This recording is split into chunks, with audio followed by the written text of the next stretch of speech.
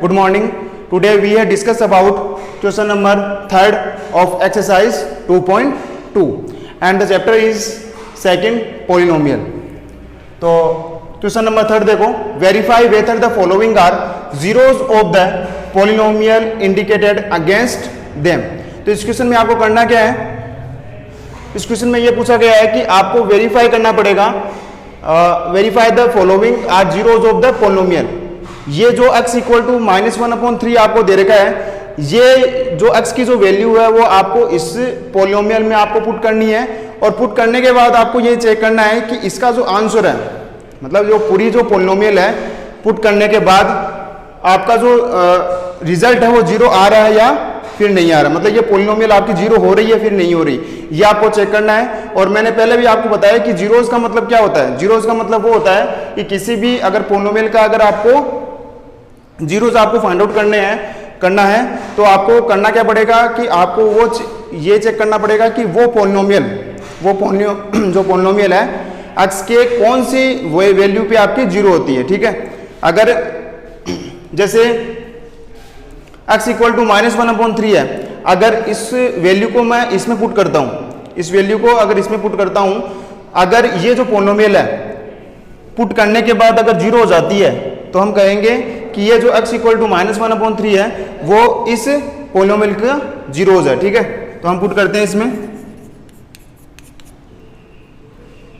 p -1/3 equal to x की जगह आपको क्या पुट करना है, -1/3 आपको पुट करना है. ठीक है, 3 इंटू -1/3 प्लस 1. ठीक है, यहां तक आपको समझ में आ गया. x इक्वल टू -1/3 ये आपको इसमें पुट करना है. ठीक है, अब 3 से 3 आपका कैंसिल आउट हो गया तो बचा गया -1 प्लस 1, तो रिजल्ट कितना आया, 0 आ गया. ठीक है, तो कहने का मतलब x इक्वल टू -1/3 पुट करने पर, x इक्वल टू -1/3 पुट करने पर आपकी जो ये पॉलिनोमियल है 3x + 1 ये आपकी कंप्लीट जीरो हो रही है. तो हम कह सकते हैं कि ये जो x इक्वल टू -1/3 है वो इस पॉलिनोमियल का जीरोज है. ठीक है, तो हम यहाँ पे कर देंगे, यहाँ में हमको लिखना पड़ेगा ये वेरीफाइड है ना, वेरीफाई कर दिया हमने भाई, जीरो आते ही ये क्या होता है, वेरीफाई हो जाता है. ठीक है, वेरीफाइड. ठीक है, आ गया क्वेश्चन आपको. सेकंड क्वेश्चन देखो, सेकंड क्वेश्चन में क्या पूछा गया है, px इक्वल टू 5x - पाई ये आपको दे रखा है. ठीक है, यहाँ पे x जो पाई आपका है वो कांस्टेंट आपका. ठीक है, x इक्वल टू 4/5 आपको पुट करना है. ठीक है, तो p 4/5 यहां तक आपको कोई प्रॉब्लम नहीं होनी चाहिए. ठीक है, जीरोज का मतलब x के कौन सी वैल्यू पे ये जो आपकी पॉलिनोमियल है वो आपकी जीरोज हो रही है वो आपको चेक करना है. अगर ये जो सामने जो वैल्यूज आपको दे रखी है ये पुट करने के बाद अगर जीरो होती है पॉलिनोमियल तब तो ठीक है, वेरीफाई हो जाएगा. अगर नहीं होती तो वेरीफाई नहीं होगा. ठीक है, आपको चेक करना है. तो ये वैसे तो वेरीफाई होगा, ये 4/5 पुट करना पड़ेगा. तो 5 इंटू 4/5 माइनस पाई. ठीक है, माइनस पाई. ठीक है, 5 इंटू 4/5. देखो अब 5 से 5 आपको कैंसिल आउट हो गया. ठीक है, बचा क्या, 4 - पाई बचा. ठीक है, तो p 4/5 की जो वैल्यू आई वो आई 4 - पाई वैल्यू आई. तो हम कह सकते हैं कि p 4/5 is not equal to 0, is not equal to 0, मतलब ये 0 नहीं है. सो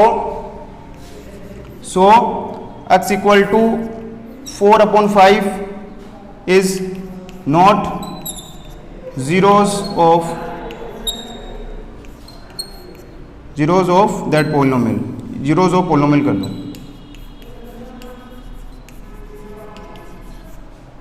ठीक है, x इक्वल टू 4/5 इससे पॉलिनोमियल का जीरोज नहीं है. ठीक है, और अब इसमें पुट करेंगे. देखो इसमें दो वैल्यू आपको दे रखी है, एक तो x इक्वल टू 1 दे रखा है, एक x इक्वल टू -1 दे रखा है. दोनों वैल्यूज आपको पुट करनी है इस वाले क्वेश्चन में. ठीक है, तो दोनों वैल्यू पुट करने के बाद आपको पता लगाना है कि कौन से में वैल्यू आपकी जीरो हो रही है, एक में हो रही है फिर दोनों में हो रही है. तो हम पुट करते हैं इसमें p1 1 का होल स्क्वायर -1. ठीक है, 1 का होल स्क्वायर -1 हो गया, तो 1 का स्क्वायर का मतलब 1 -1, तो रिजल्ट कितना आया, 0. तो यहाँ पे वेरीफाई हो गया है ना, ये आपका वेरीफाइड हो गया. उसके बाद में वापस से हम चेक करेंगे p -1 पुट करने के करने पर क्या हो रहा है, देखो -1 की पावर 2 1 -1 का होल स्क्वायर, -1 का होल स्क्वायर का मतलब -1 को 2 टाइम्स हम राइट कर लेते हैं -1 माइनस माइनस प्लस, ठीक है। माइनस को जब माइनस से मल्टीप्लाई करते हैं तो प्लस आता है, 1 को 1 से किया तो 1 आ गया, -1 तो 1 में से 1 गया 0, तो ये भी आपका क्या हो रहा है, वेरीफाई हो रहा है ना।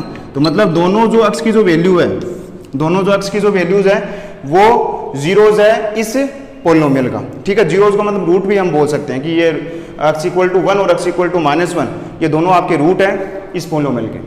आगे बात समझ में आपको। अब क्वेश्चन नंबर 3 का 4th पार्ट देखो, px equal to x plus 1 x minus 2, इसमें आपको दो वैल्यू आपको पुट करनी है, x इक्वल टू -1 और x इक्वल टू 2, दोनों वैल्यूज पुट करने के बाद आपको ये देखना है कि कौन सी वैल्यूज में आपके 0 आ रहा है, दोनों में आ रहा है फिर एक में आ रहा है ना, ठीक है। तो हम पुट करते हैं इसमें, सबसे पहले x इक्वल टू -1 पुट करते हैं, तो पुट x इक्वल टू -1, ठीक है। तो -1 पुट करते हैं इसमें, तो p -1 यहाँ पे लिखेंगे, ठीक है।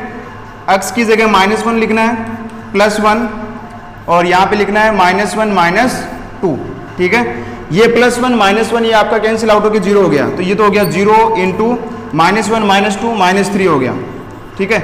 अब 0 को किसी भी नंबर से हम मल्टीप्लाई करते हैं तो आपका जो रिजल्ट है वो आपका क्या आता है, 0 आता है, ठीक है। 0 रिजल्ट आएगा आपका, तो मतलब x इक्वल टू -1 पुट करने पर जो ये आपकी पोलिनोमियल है ये आपकी 0 हो रही है, तो हम कह सकते हैं कि x equal to -1 is the 0 of that polynomial, ठीक है। तो यहाँ लिखेंगे ये वेरीफाइड हो गया ना, ये वेरीफाइड हो गया आपका। उसके बाद में x इक्वल टू 2 पुट करते हैं, पुट x इक्वल टू 2, तो 2 पुट करते हैं, तो p 2 इक्वल टू 2 + 1 2 - 2 2 + 1 हो गया 3 और 2 - 2 हो गया 0, तो मतलब ये भी पोलिनोमियल आपकी 0 हो रही है, तो यहाँ पे कंप्लीट हम 0 कर देंगे और p2 इक्वल टू 0 वेरीफाइड, ठीक है।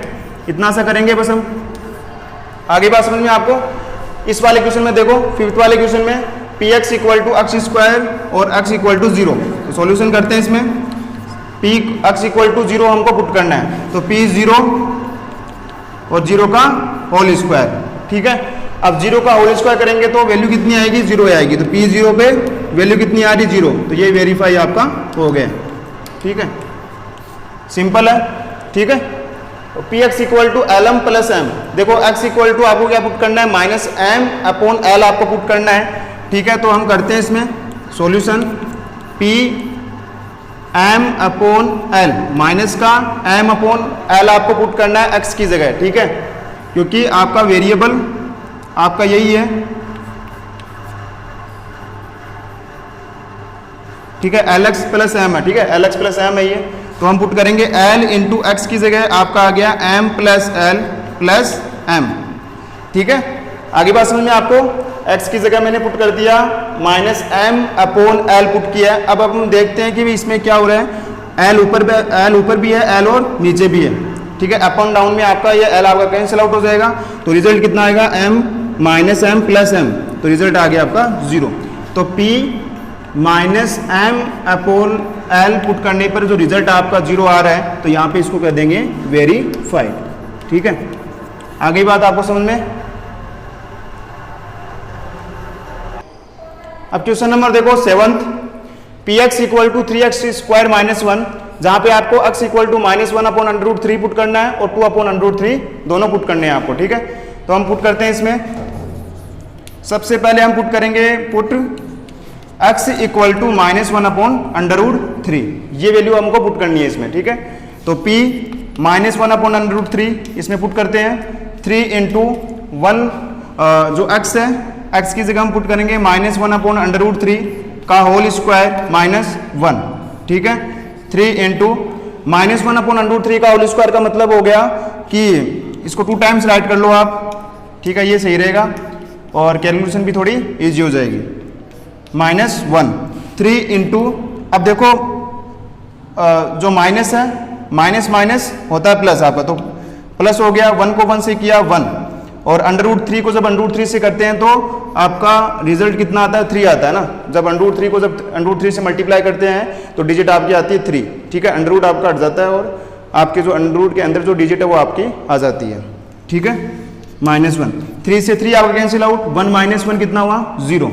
तो P -1 अपॉन √3 पुट करने पर वैल्यू कितनी आई आपके, 0 आ गई, ठीक है। तो यहाँ पे इसको कर देंगे वेरीफाइड। आगे बात समझ में आपको, ठीक है। और सेकंड वाला, अब सेकंड वाला पुट करते हैं हम, ठीक है। इसको रफ कर देता हूं एक बार।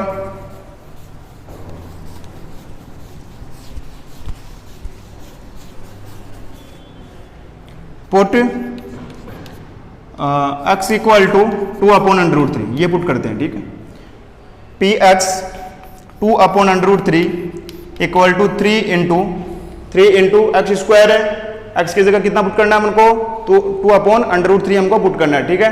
2 अपॉन √3 का होल स्क्वायर -1, 2 अपॉन √3 का होल स्क्वायर -1।